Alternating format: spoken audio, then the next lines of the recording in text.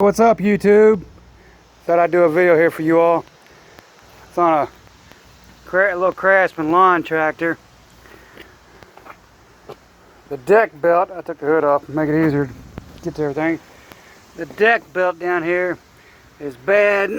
It's starting to fray apart, as you can see there. So I went to my local tractor supply, picked up another one.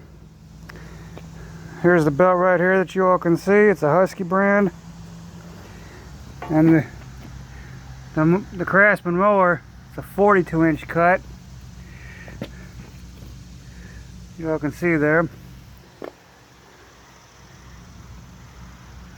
I know online, when you look it up on like Google and things, sometimes it says it's a 95-inch belt.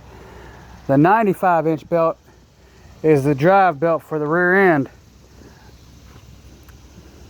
and this is the one for the deck assembly.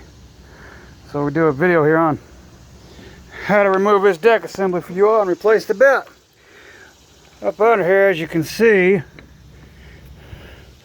there's a cotter pin right there, and there's one right there.